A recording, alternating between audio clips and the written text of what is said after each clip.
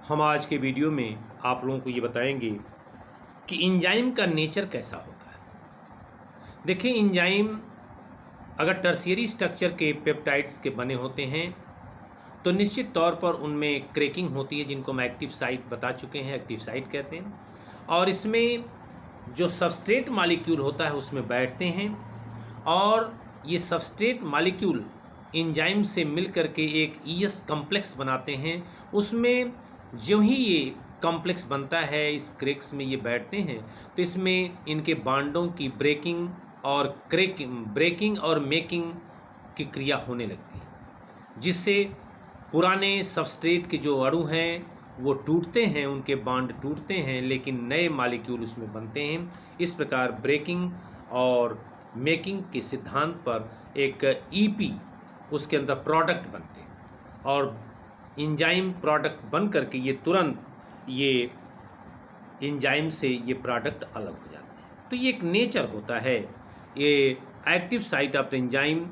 Now we close proximity of the substrate breaks the chemical bonds, वो bonds को तोड़ करके बनाते हैं। अब देखिए, हम आगे आपको ये बताएंगे कि फैक्टर अफेक्टिंग एंजाइम एक्टिविटी, कौन कौन से फैक्टर एंजाइम की एक्टिविटी को प्रभावित करते हैं। देखिए, पहले तो आपको जानना है कि the activity of the enzyme can be affected by the changing in the condition which can alter the tertiary structure of the protein. देखिए, अगर हम कंडीशन को चेंज कर दें, टेम्परेचर, प्रेशर, पीएच, कंसंट्रेशन, अगर हम इन सबों को अगर हम चेंज कर दें तो निश्चित तौर पर जो टर्शियरी स्ट्रक्चर है वो चेंज हो जाता है। जब चेंज होता है तो ये निश्चित तौर पर इनकी एक्टिविटी प्रभावित हो जाती है। तो ऐसे में मुख्य रूप से टेम्परेचर, पीएच और कंसंट्रेशन का क्या प्रभाव पड़ता है, इसके बारे में हम बताएंगे। देखिए, पीएच अब जानते हैं हाइड्रोजन आयन कंसंट्रेशन को ये शो करता है, अम्लीयता और क्षारीयता को प्रकट करता है। जिस टेम्परेचर और जिस पीएच पर एंजाइम सर्वाधिक एक्टिवेशन का काम करता है उसे optimum temperature and optimum pH कहते हैं। अगर ये देखा जाए तो टेम्परेचर 35 से लेकर 40 डिग्री सेल्सियस के एक नैरो रेंज में ये सर्वाधिक जो है क्रियाशील होता है। जब हम 37 से नीचे करते हैं टेम्परेचर तो निश्चित रूप से ये एंजाइम्स जो है बिकम्स इनएक्टिव। बट यदि हम टेम्परेचर को 40 डिग्री सेंटीग्रेड से अगर ऊपर करते हैं तो निश्चित रूप से एंजाइम डिस्ट्रॉय हो जाते हैं। इसी प्रकार से ये टेम्परेचर और प्रेशर की स्थिति होती है। अगर इसी टेम्परेचर और प्रेशर लो पीएच के कारण ही मिल्क जो है कर्ड बन जाता है। टेम्परेचर और पीएच के कंडीशन में चेंज करने से मिल्क जो है कर्ड बन जाता है और जो ये अल्बुमिन्स हैं ये सॉलिड हो जाते हैं। अल्बुमिन्स ये प्रोटीन्स हैं जो प्लाज्मा में घुले रहते हैं, सॉल्युबल हैं, वाटर सॉल्युबल है अल्बुमिन्स, ये सॉलिड हो जाते हैं हाई टेम्परेचर। तो ऐसी स्थिति में चूंकि ये एंजाइम्स प्रोटीन के ही बने होते हैं, इसलिए ये फिगर आपको ग्राफ का दिया हुआ है।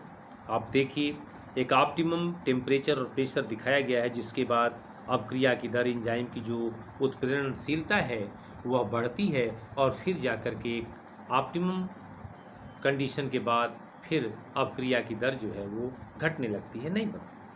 अगर हम किसी भी, ये एक ग्राफ बगल में दिया हुआ है, बी मैक्स और बी मैक्स बाई 2, नीचे की तरफ जो है एक्स एक्सिस पर सबस्ट्रेट कंडीशन है और वाई एक्सिस पर ये वेलोसिटी ऑफ रिएक्शन है।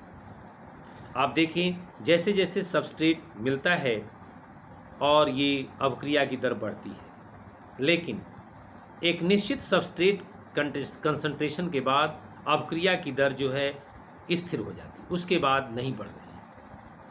तो ऐसी स्थिति में क्यों नहीं बढ़ती, इसका एक व्याख्या करना। इसका मतलब ये है कि जिस कंसंट्रेशन पर, सबस्ट्रेट के जिस कंसंट्रेशन पर अपक्रिया की दर मैक्सिमम होती है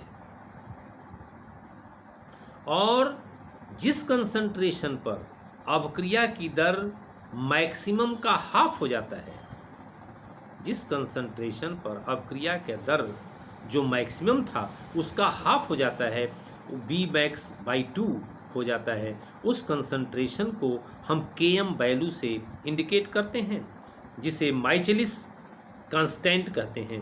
माइचेलिस कांस्टेंट यह एक स्थिर वैल्यू होती है।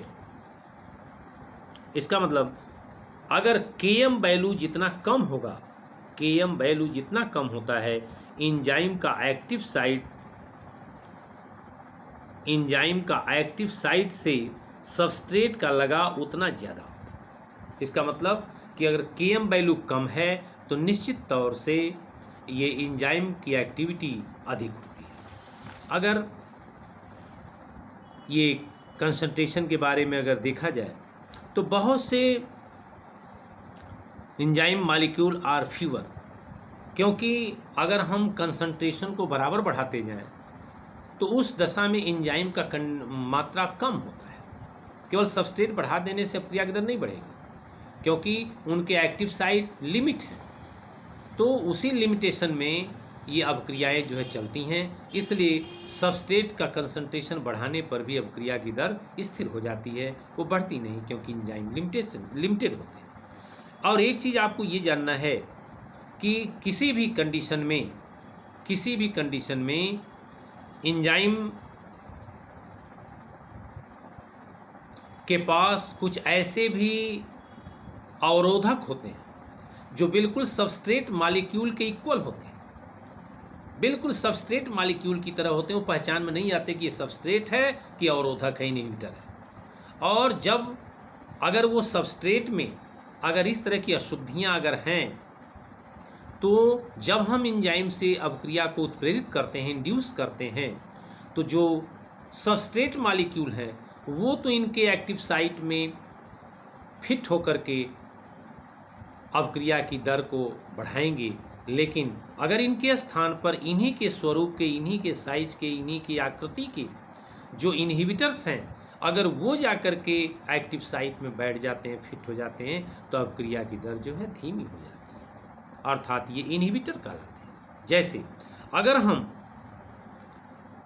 सक्सिनिक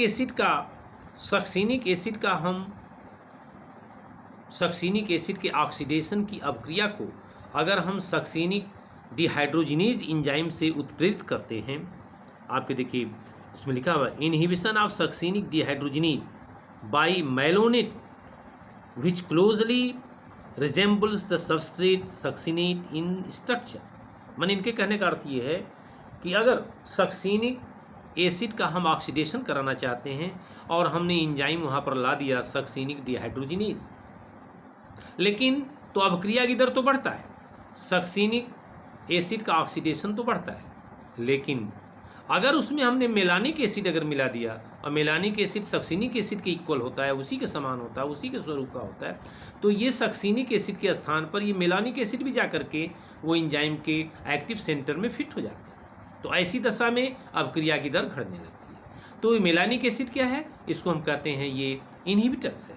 तो इनहिबिटर्स जो है हमेशा ये अपक्रिया की दर को ये घटाते हैं और इन्हें हम कॉम्पिटिटिव इनहिबिटर्स कहते हैं।